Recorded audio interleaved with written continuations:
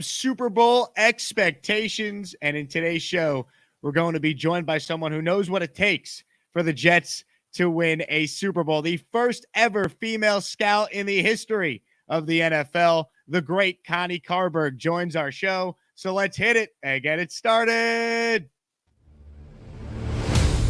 Damn, does it feel good to have a Super Bowl winning quarterback.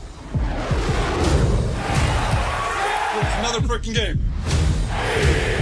Fuck your asses off. That was awesome. What's your favorite Taylor Swift song? August, The One. But if I would pick one album, definitely Folklore. Too many to count. Hit it! We have Garrett Wilson. Let's freaking go.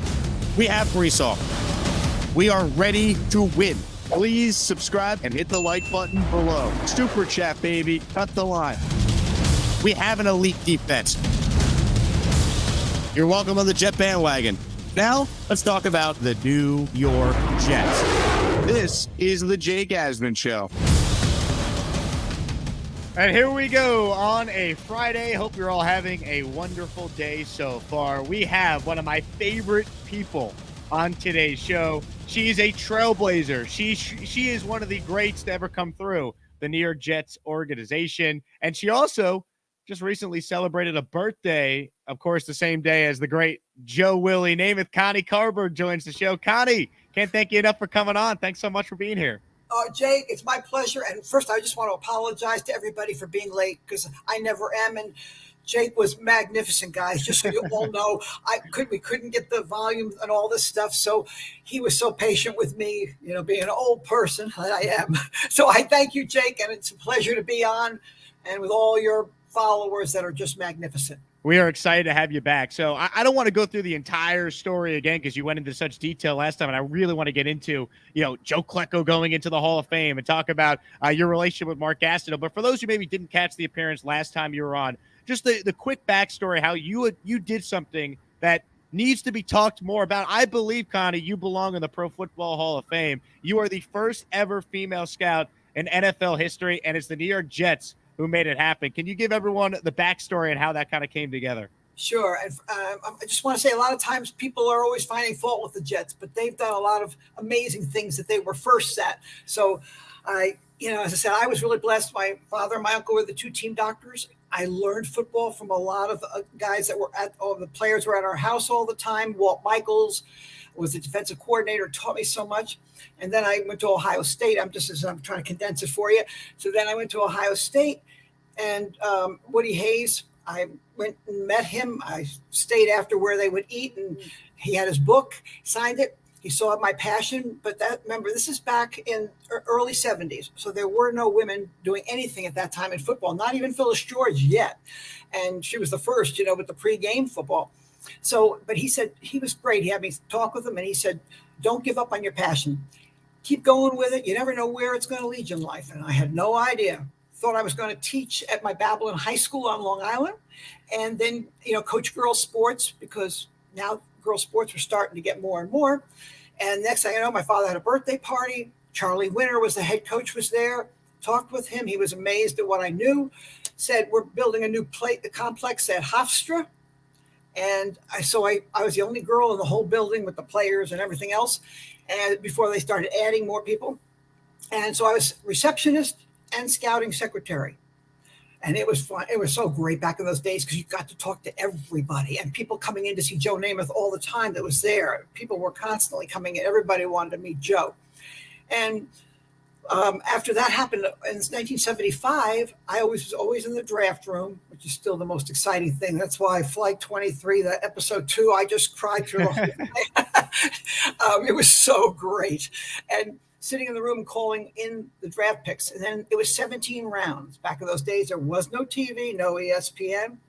And when it came to the last pick in the 17th round, Mike Holovac and Al Ward said, you're going to make the last pick, which I did. So I'm still the only female to actually make a pick. Wow. And then about 6 months later, we were doing a playbook back in the locker room, eating Chinese food. And used to and they Al Ward and Mike Halifax said, we want you to do scouting for us. And that's how it began. It wasn't like, let's make this big announcement in the newspapers.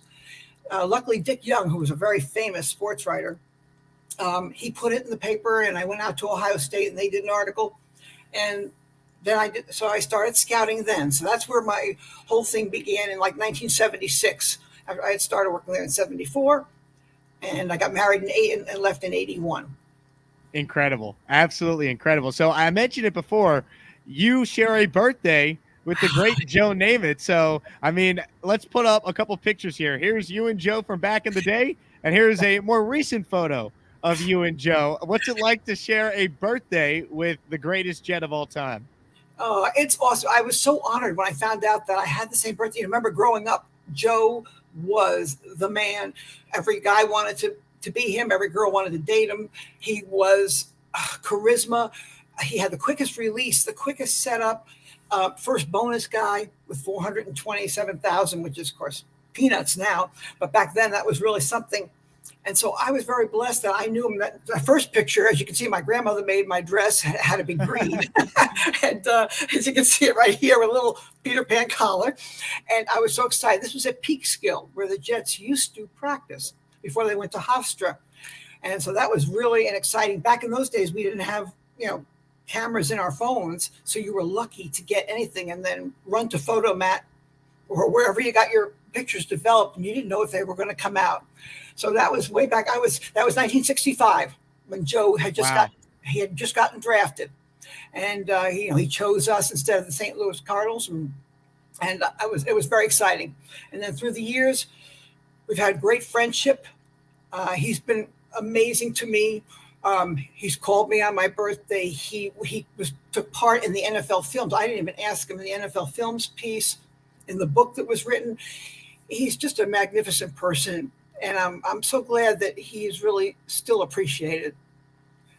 Joe Namath, 80 years old. Can't believe when I was reading Rich Samiti's great story about Joe the other day, and it seems like he's in a great spot, and it's surreal that he's 80 years old. The guy that my dad grew up watching at Shea Stadium. That's the reason why I'm a Jet fan, because my dad and grandpa were season ticket holders at Shea, and my dad's favorite player was Namath. So it's surreal that he's 80, and I hope for someone like you, Connie, and for Joe, this season coming up could be special, because you guys certainly deserve it.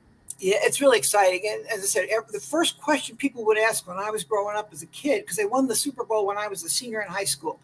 And at that time, people would tease you, oh, you're Jets, just like nowadays, right? And so people would always say, Joe Namath? And to this day, people still say it how many years later. And I'm telling you, when he walks in a room, he just lights it up. He's just an amazing person. And sometimes if people didn't see him live, they don't always appreciate him. If you watch him set up in his quick release, and he was Rookie of the Year, and he threw first to throw for 4,000 yards in only 14 games, winning Super Bowl III, which changed the world of football and made the AFL legitimate. So I think you have to really see him. I put something on Twitter, because they had it on that Football Life that they did, which is a great show. Yeah. And where they show how there isn't a lot of tape of him, but before he even got injured, and what an athlete he was. No doubt about it. So you're bringing up Joe Namath, of course, during his early days and when he was a star at Alabama. One of our great listeners named Sam sent me an Alabama Joe Namath jersey. So we're doing a giveaway on the show right now. The first 100 people that sign up for my Patreon, which the link is in the description for this video, you're automatically entered. One lucky winner will get this authentic Namath Alabama jersey here. So we're up to, I think, 80 something. So spots are filling up quick. So Jet fans, if you want a chance to win, I wanted to make sure we plug that. Joe Namath Alabama jersey. Great giveaway. So great. And so great. And if they saw him, he would be happy to sign it, knowing Joe. And he's funny. He was the first person to personalize. Whenever he signed something, even way back then, remember, it was a different world back then, but he would always sign it to somebody. He asked your name, and that's the way Joe did. He was like the first person to do that. Incredible. So before we get to the current day Jets, and we got to ask you, Connie, how you're feeling about Aaron Rodgers leading our football team. The last time I had you on, Joe Klecko was not yet going to the Pro Football Hall of Fame. And you and I said it is time. Joe needs to be there. And here we go. Joe Klecko going in finally, and Darrelle Revis, first year on the ballot, first ballot Hall of Famer. The two arguably greatest Jet defensive players going in together this summer. What did it mean to you to see Joe Klecko finally get his due and go into the Hall? I think it's great. There's been a lot of players that have been overlooked through the years. You have to have somebody that really speaks up for you. But, I was there when Klecko was drafted in 77, which I would say up until last year's draft that Joe Douglas did, where he hit on every single one with his staff. 77 was probably the epitome because that was Marvin Powell, Wesley Walker, Matt Robinson, Joe Klecko, Dan Alexander, who was a great offensive lineman for us, Kevin Long and Scotty Durking. And it was an amazing, and that was before pre-draft physicals and pro days. So it was very, very different. So it's very exciting that he's going in. The whole sack exchange, I was very blessed in the amount of time that I was there. Abdul Salam got drafted in 76, Klecko in 77, and then both Marty Lyons and Mark Gastineau in 79, that major sack exchange. You were really a part of laying the foundation for the Jets' success in the early 80s. You were instrumental in making all that happen, Connie. Yeah, I had no idea that it was. I wish I could claim that I knew, but we did. I as I said, I had a boss named Mike Holovac, who was an All-American at Boston College, and he was a great judge of talent. He just knew if a guy could play. Some people, it's not an exact whatever art, science, whatever you want to call it, as you know. So if you hit 50%, you're very happy. That's incredible. Here's a great photo that I was able to find online of you and Joe. Are you going to make the trip to Canton this summer, Connie? Is there a chance you'll be there? Yes, I am. I'm going out for a whole week, and then I usually volunteer with the and help with the NFL Charities League office guys. I do it at the draft, Pro Bowl, and so I'll do that, and then be able to go to the. I'm looking forward to the Gold Jacket dinner and the game and everything. And then from there, I will fly to Jet Camp for 2 to 3 weeks. That's incredible. You're locked in. I love it. I can't wait to finally meet you in person this summer in Canton because I'll be there as well. I'm looking forward. Jake, yeah, I can't wait to see you. I really can't. All right, I have another photo for you here, Connie. This one was awesome finding this. Take us through what this setup was like during your days working for the Jets. Well, this is on the second floor now. We only had the first floor at the Jets, and that's where I was as a receptionist and letting people in and baking apple pies for Joe Namath, all kinds of stuff. And then as we grew, they put the second floor on over at Hofstra. And so as they came up, that's where I was up there. That's when I was doing more of the scouting and that type of thing. So it was great. And with all the scouts and I really, as I said, I was very lucky. I went with Charlie Winter. Then I had Lou Holtz, and of course we were very close because he had coached at Ohio State. So we had Woody Hayes in common. And then Walt Michaels after that.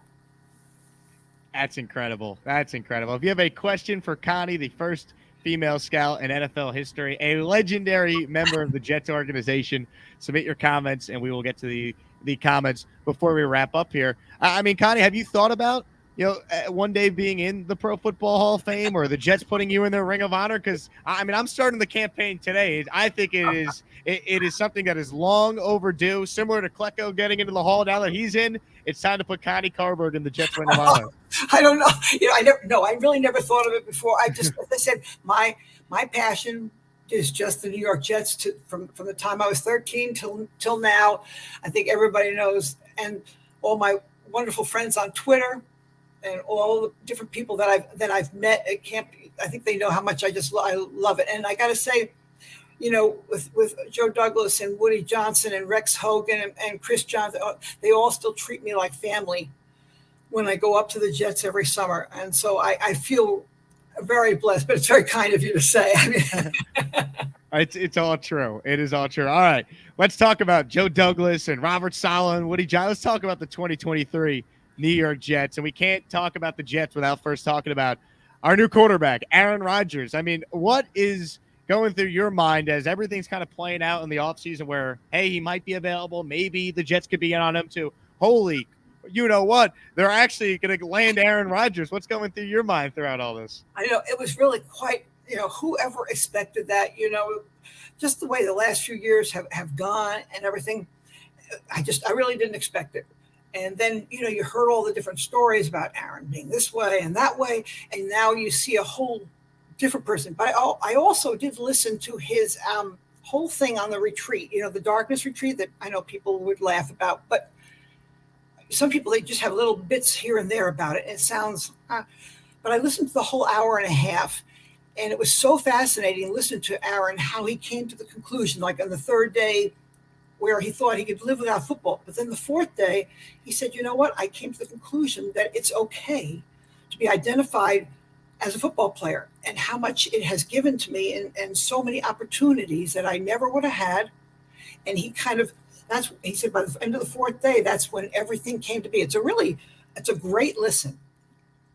Completely agree. And in listening to that, I remember hearing it and thinking, this guy still wants to play. Like this guy is still highly motivated. He wants to go out there and play with that chip on his shoulder. And now he's bringing that to our team. And it's surreal, because I really believe, Connie, we're going to see the best of whatever Aaron Rodgers has left. And I still think he has a lot left in the tank to help this team win. I think so too. I think, last year when he had the broken finger, players never complain. I remember my dad, as the intern, is saying, Connie, players are always hurt worse than what they say. People think they're not. He said, but they really are. So I really believe that had to affect him along with learning, having, rookie receivers and the rest of the stuff, and not being happy or feeling like that he was wanted. And like anything in life, we all want to be wanted. So I think this is really exciting. He seems to be just reborn, and he's having a ball. As he said, he's never been to, a big city. He was always a small town. And I think he's got a real chip on his shoulder. And, for some reason, athletes always seem to play better with a chip on their shoulder. No doubt about that. So I want to play you a clip, because you're the type of Jet fan, and obviously your association with the organization, that I think Aaron Rodgers was alluding to at his introductory press conference. So I'm going to play the clip, and then I want your thoughts on this answer here, because I think every longtime Jet fan or someone around the team like you've been was fired up after hearing this. Driven are you to win for this fan base, which hasn't been to the playoffs since 2010, the longest stretch in professional sports for the 4 different leagues right now? I mean, it's exciting. The Jets have an incredible, passionate fan base. I saw that last year at Lambeau. Obviously, about Fireman Ed and his passion for the team. I think that's an exciting draw to this as well, as being a part of something special. I grew up watching old VHS tapes of the Super Bowls, and so obviously I know about the guarantee and Broadway Joe. Been a while since then. I noticed walking in this morning that Super Bowl III trophy is looking a little lonely. So, I mean, the perfect answer to this fan base, to the long-suffering Jet fans. What did you think of Aaron Rodgers embracing the fact that he's here to not just get a paycheck, he's here to win. He understands what it would mean to win for the New York Jets and this passionate fan base. Yeah, that's what I really liked about it too. As he said, of course, his comment on the Super Bowl trophy, that was, of course, just adorable and wonderful. I loved it. But I also liked the fact that he respected history.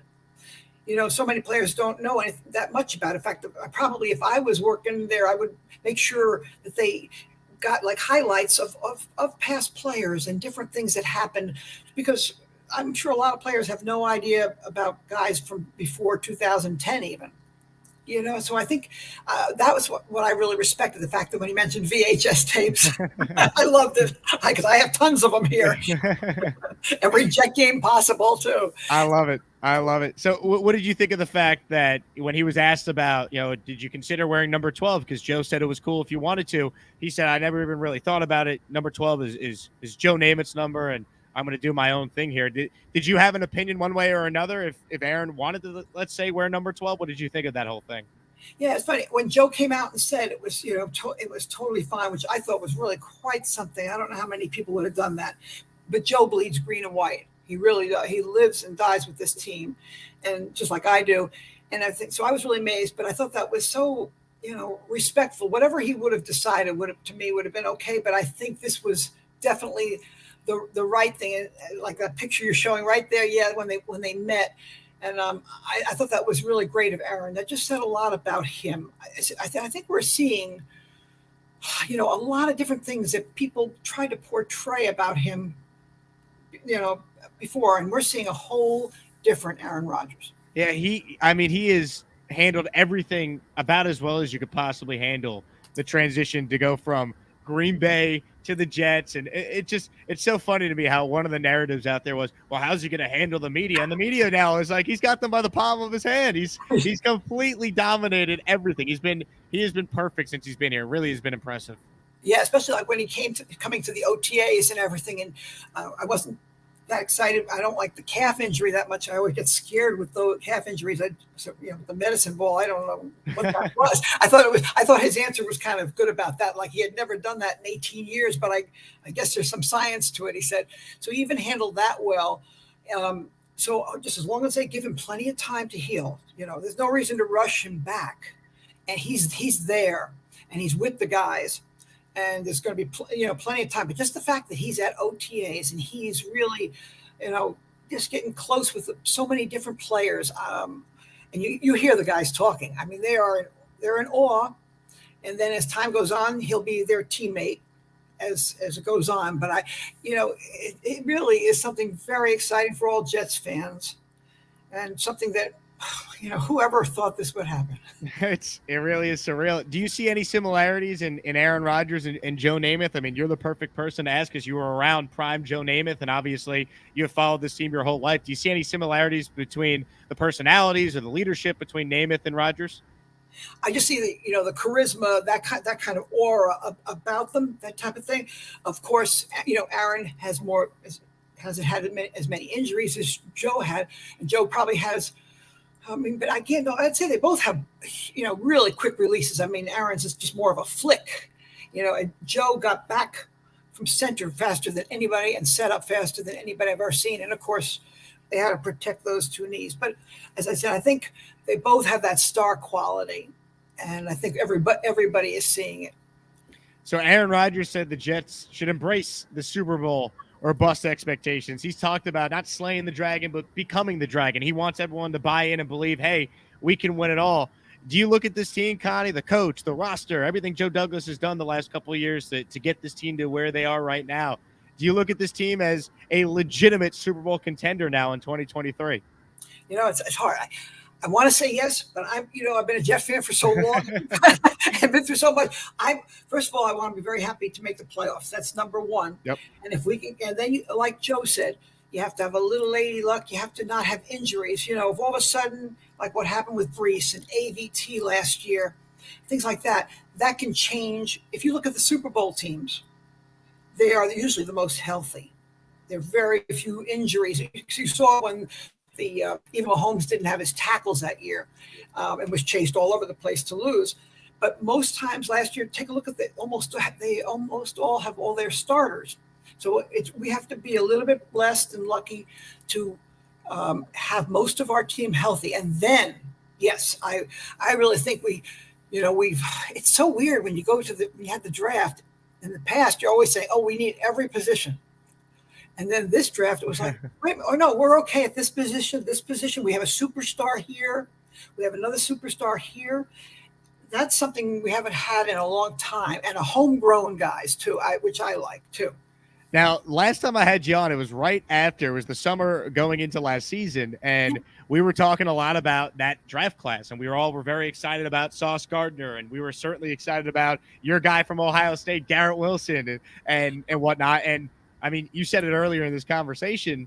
It's arguably maybe the greatest draft the Jets have ever had, certainly in the discussion already after 1 year. How did you feel about this year's draft class? Joe Douglas, I don't know if he's going to draft the offensive and defensive rookie of the year again, but how did you feel about what Joe was able to do for a possible encore this season? Yeah, I think in a way, it was good. I mean, we needed a lot of stuff. And last year, as I said, everybody really came through and did so much stuff. And on top of it, really class individuals. I mean, when I was there, Sauce Gardner was at practice. He was the first one every single day. And he and DJ Reed, who was another great acquisition for us as a free agent, but they were out there all the time, early and ready. And then, of course, Garrett takes every play so seriously. But all the guys that we drafted were fantastic. So I don't know this one. As I said, I think I think we increased speed. They wanted to go for speed, and that's always been my complaint, that the Jets were slow compared to other teams, especially on defense. But I think now we've got the speed. We've got speed at receivers. And so I don't know how many are going to break through in the starting, but if we have depth, I'm going to be very happy. If one or two other, like if Tippmann comes through and can beat out McGovern, or is there, if we have guys that excel on special teams, even though they're trying to mess up special teams. Yeah, they are. You're right about that. It really upsets me with that, because I love football. I love the game itself. So, but I think, and I can't wait to see how this McDonald kid plays. I really can't. And just from his speed alone, and now they're talking about moving, Clemens, and he's 290 pounds, Clemens now, to move him inside. So with JFM, he's good. So I think I'm really excited. Our biggest thing, though, I think we have to come up with this year is the defense also to take the next step with getting turnovers. Absolutely. To me, then we will be elite. Until then, you can be really, really good, but you have to cause fumbles, interceptions, and then I can say definitely elite. Robert Saleh going into his third year as the Jet head coach. You've been around all the Jet head coaches, Connie. So your thoughts on Robert Saleh and your impressions of him so far through his first 2 full seasons as the coach. I think he's growing. You never know when you have a coordinator, and this happens for all teams. All of a sudden, you're just coaching your group of guys. Now you've got to do not only the whole team, you've got to do the media. Okay, and then we know how tough the media can be. You have to be kind of a psychiatrist for all the different players, know which buttons to push on everybody, plus the staff and all the people in the buildings. So when you come in as a head coach, I think there is just a lot of stuff to do. So as I said, I think Coach Saleh has grown each year, and the players respond to him. And you heard Aaron talk about with him; it seemed really genuine. So this is really a big year, and it looks like, which is really great when you have your head coach and your GM together, which remember we didn't for a couple of times. So I think just a few. I know it's been really, really. I think it's going to be interesting and good. As I said, I really think he has really grown and learned a lot. Is there an X factor for the Jets? Obviously, look, Aaron Rodgers got to be Aaron Rodgers for this team to get to where we think they could go. But when you look at this team, what is maybe the biggest X factor for the Jets to have a legitimate chance to make the playoffs and go on a serious run? Number one, staying healthy. That's number one. The injury bug is okay. And hopefully, the guys that were hurt last year will be able to respond and come back, if it's the first game or the third game or the fifth, whatever it is, but make sure that they are okay. The other part, as I said, is getting turnovers on defense. It's still the name of the game is getting the quarterback, is the pass rush. No matter what, it's still in the trenches, offensive line, defensive line, no matter what we try to do, those protecting your quarterback and then getting their quarterback. It's like Walt Michaels used to say, when people would say about Gaston, well, he's only playing, the pass. Wait a minute. And Walt would say, wait a minute, that's all I'm asking him to do. I just told him, get the quarterback. And that is what he did. And so once you can do that, even though I know it's tougher, and nowadays you can't really do too much to them, and with RPOs, it's a little bit, that's why the speed is so important. So I think, as I said, injuries and causing turnovers. I'm not worried. I think Aaron's going to be awesome. Speaking of getting to the quarterback, before we get to some of your fan questions for Connie, how about Quinnen Williams, Connie? Do you think the Jets and Q will be able to work something out and we get Quinnen Williams locked up long term? I really hope to see it. Coach Saleh sure made it sound like it was a definite, like there was no question. So it may take a little bit of time, but I'm sure they will, because he's come so far. When you look back on Quinnen, his first year, and when he first came to the Jets like a little baby, and he's still really young. What is he, 24, 25? 25, yeah. Right, so he's really a baby. Some guys are coming out of college right now that are 25 because of COVID and transfer portals, and all that type of. So they're coming out a lot older than they were. So he's got all this under his belt. He loves playing for the Jets. He's got that thing. I know the Jets haven't extended a lot of people. They did Mo Wilkerson, but that was the only thing that kind of blew up. But I think in Quinnen's case, I think it's really important because his personality, the players respond to him, and and he's a real homegrown vet. So I would love to see it happen. No question. If you have a question for Connie Carberg, one of the great members of the Jet organization, should be, as I said earlier, in the New York Jets Ring of Honor, the first ever female scout in the history of the National Football League. Make sure you submit it in the comment section. Super Chats will go first. So we start off with one from Matthew, who writes in, 68 aside, what are the standout Jets teams in your opinion? Wow, we had quite a few. We had the one that went to the AFC Championship with Walt Michaels, and then that was the Mud Bowl where Don Shula did not put the tarp down because he knew we had the speed of Freeman McNeil and Lamb Jones and Wesley Walker. I'm not allowed to say the name A.J. Dewey around my dad. Yes. Believe me, I know. So that was a great one. Of course, with Parcells coming in, and we were half a game away from going to the Super Bowl. Again, that was a really good team. And people, like you said yesterday, which I thought was great that you brought up with Woody Johnson and the string of things from 2000. Now, of course, 98 was with Parcells, but then from 2000 to 2011, and we have Chad Pennington. Every time he was healthy, he took us to the playoffs. Okay, So that was 3 times. And then we also had, it was either 3 or 4 times. And then, of course, when Rex came in, going to 2 AFC championship games.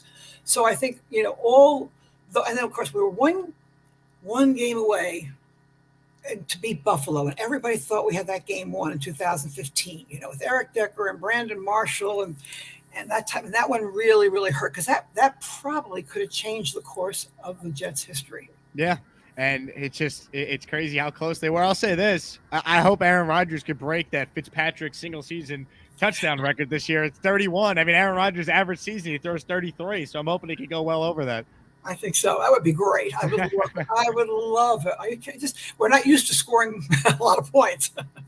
So this question is from Sluggo. I wanted to bring it up because he wants me to ask you if you knew Rex and Rob Ryan when obviously Rex's dad, Rob's dad, was on the Jets 1968 coaching staff. And then I wanted to ask you if you had any interactions with Rex over the years, because he's someone that I obviously am very fond of as a Jet fan. So your thoughts on just Rex Ryan, and if you ever maybe interacted with Rex when he was a young guy.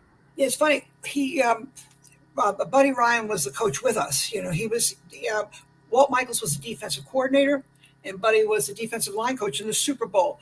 And now Buddy and his wife were not together, and so I think she was in Canada. So the kids were up there a lot, and they came back every once in a while. So that's I didn't know them real well when they were young, because they were up in Canada. They didn't go. I think they went to live with Rex when he went to, I don't know if it was the Bears or whatever. That's I think when he was he was with them more then in the 80s, and after he had already left us. I don't know if in Philadelphia if he was or not.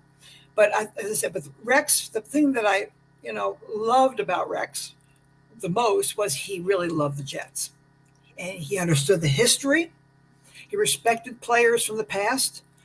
And he had a passion. And so that, I thought it was really, plus we had a really good team. He and Tannenbaum, and after Mangini, they put a really good team together. So I thought I really enjoyed Rex. I really like him on Get Up in the Morning. I think he's excellent and very honest. But the part I liked the most about him was his passion for the team. I mean, he really does love the Jets. He's the best. Jesus Jerry writes in with a super chat. Connie, just so you know, your experiences and legacy have reached Australia. Much love, respect, and blessings to you. Wow, that's pretty awesome. Man, I've never been to Australia. Thank you. That's so nice of you. That's incredible. Let's see. This one is from Dave, who wants to know, Connie, what is your opinion on our first and second round draft choices this year? Did you have Tippmann rated higher than John Michael Schmidt, who went to the New York Giants? So those two guys are going to be compared at the center spot for years to come. Very much so. But I think, I like Tippmann better. And I just, Wisconsin, the kind of kid they always turn offensive linemen out. So I think he just fits our scheme really well. It's not, I think both of them, I think He will be a good player for the Giants. As I said, it's of all teams, I don't like the Giants, but okay, so, and the first round pick, as I said, really interesting young man. And the more we saw, I know everybody wanted thought we were going to get, maybe Broderick Jones. That was so interesting on the scouting thing. But as I said, Coach Sala knows he needs as many defensive linemen as he can get. And we lost a couple of guys. I hated losing Rankins. I really liked the way Sheldon played. He's down here in Houston with me now, Connie. Yeah. I really liked him. I thought he was me a good too. player. This question is from 19 NY Jets. What's your prediction for the Jets record this season? I'm the world's worst predictor because I'm always afraid to do it, to be honest with you. It's just the way it's been my whole life. As I said, I would love to see us get to 10 victories. I can do better than that, Connie. Let's think bigger. Let's go 12 and win the division. I can't because I go crazy watching the games, but if we do that, I think we'll make the playoffs too. But the most important thing is beating your division teams. So we have to really really give it to the Patriots. There's just no question there. I got to go after them. Hopefully beat Buffalo, and then Miami. It all depends on who the quarterback is there. So I think it's most important. We have a tough schedule, but it's so funny. Remember last year we thought the first half was going to be the tough half and not the second half. And it turned out, of course, first half when you played some of those teams, they didn't have, like the Dolphins didn't have their regular quarterback, and the Browns, even though that was most amazing comeback with Flacco at quarterback. So you never know. And then we didn't know that. We didn't know that Seattle was going to be good, right, with Geno Smith. Yep. We thought that would be an easy victory in the beginning, and we didn't know the Lions were going to be as good. So sometimes the Jaguars too. Yeah, you never know. Jaguars, you just never know, and so that's why it's hard to judge before you play the game and injuries. Hi, my name is Cadoza. Says every Jets fan with a daughter. Tell them about Connie. I have been so blessed. I really, back when I grew up, girls were not into football really at all. Even when I was in school, they had no idea. And I didn't even know about it when my father and uncle became the two-team doctors. But then I said, I better learn. And as soon as I started meeting them and then started studying football, it became a part of it. Now there's just so many opportunities. It's unbelievable, whether it's your major in college and then the internships, which we didn't have. And there's so many different things. Sam Rappaport has a thing where she has all these women come in at the different at the combine and this and that and they have different speakers that tell them things. So there's so many opportunities in scouting now. Like Phil Savage, who's the assistant to Joe Douglas, he just had a scout school, and he had a whole bunch of people on there, people that are trying to break into the business. So as I said, they're male and female.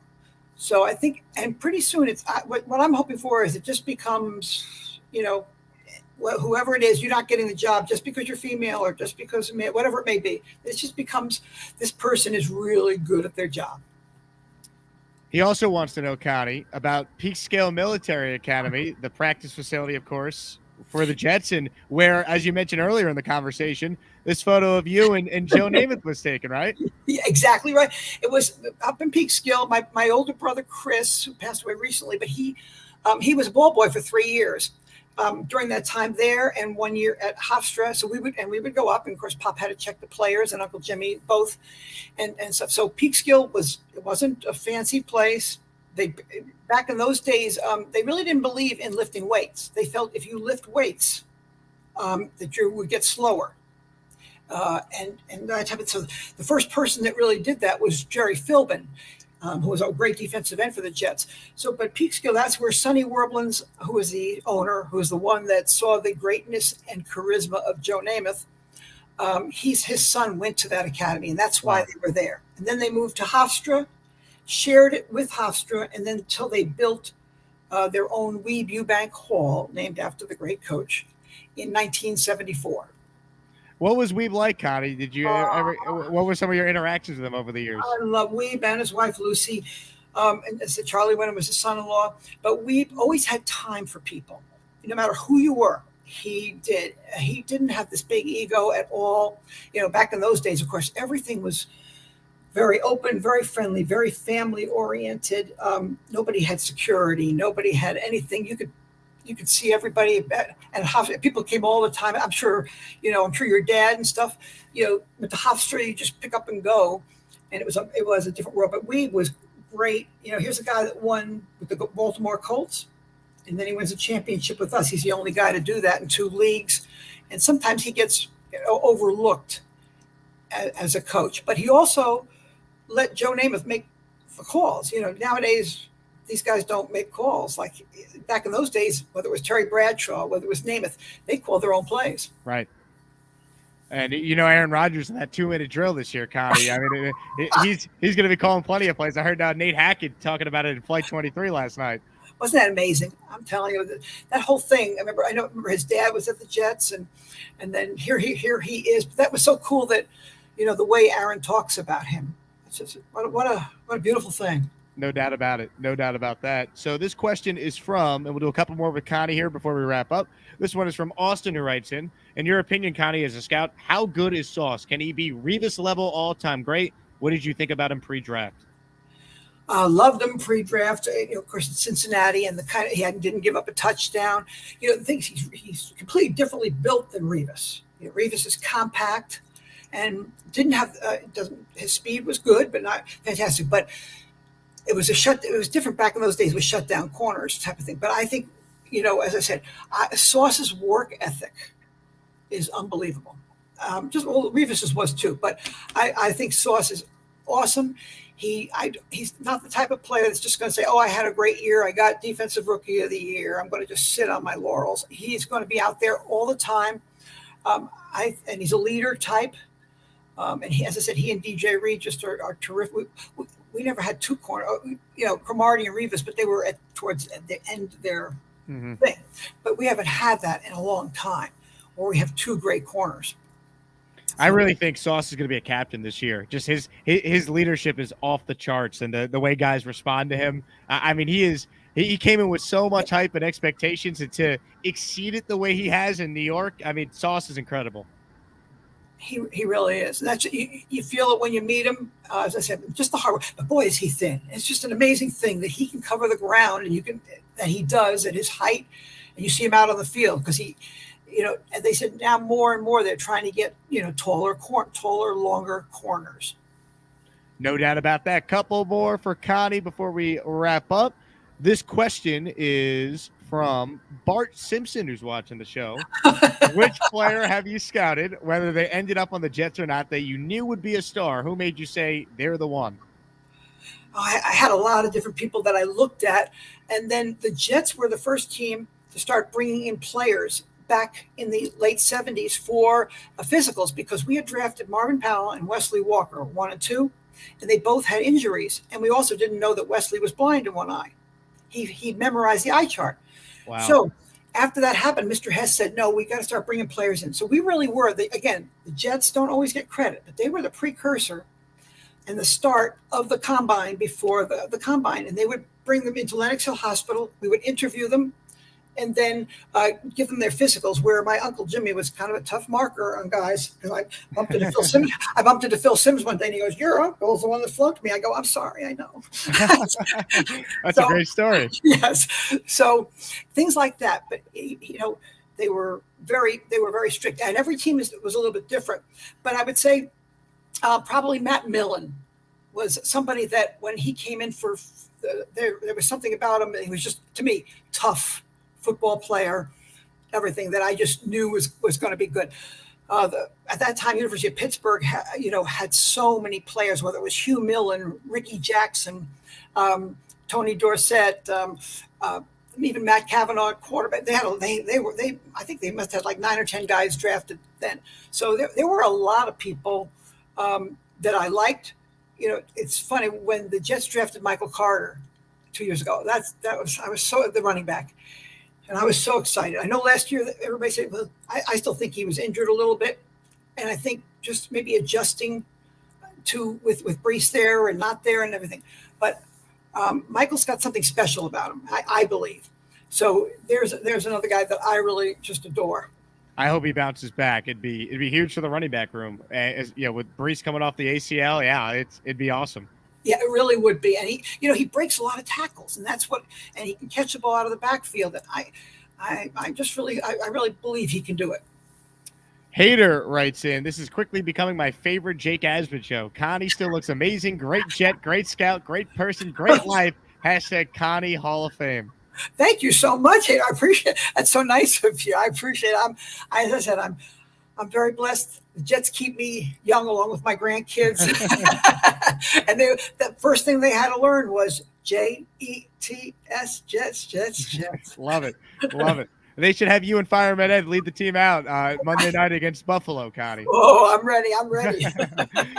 V-Man with a super chat wants me to tell you, Connie, that his good luck charm to help the Jets get Aaron Rodgers. So V-Man lives in the Peekskill area, and he took a picture of Aaron Rodgers in a Photoshop Jet jersey, and I think he buried it in the Peekskill area by the Jets Super Bowl 1968 side to try and manifest the Jets landing A-Rod. So he wanted to make sure that you knew that he did his part. Oh, thank you, V-Man. I always see you on here all the time.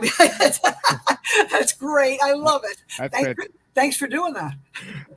Last one, or probably one of the last ones here. This is from Austin, who wants to know, Connie, does Zach Wilson have a future on the Jets? If so, what do you think his ceiling is with the Jets or somewhere else? Boy, I'm telling you, that's a really tough question because, when he had that pro day and he did the thing where it's funny. In the old days, you used to say, okay, can a guy stay in the pocket? Can he go back 3-5-7, take a smash to the face, and read progressions? Now, the first question is, can they extend the play? Can they throw off platform, which is things that he did amazingly in that pro day. And then when he came, I don't know all the stuff. If he just wasn't ready and thrown in there, I really wish I could tell you all that. And I'm glad he likes Aaron and respects Aaron. So if there is a chance for Zach, that's the way he's going to have to do that. I wasn't thrilled with seeing him water skiing. If you saw the thing, because I didn't think you were allowed to do that especially at OTA time. And so, because they'd only let you do basketball and stuff. But I think, we know he can throw, but it's a matter of here. And I had a high school coach, a woman, that was really in basketball. And she said, he who hesitates is guarded. And I use that in life and in sports.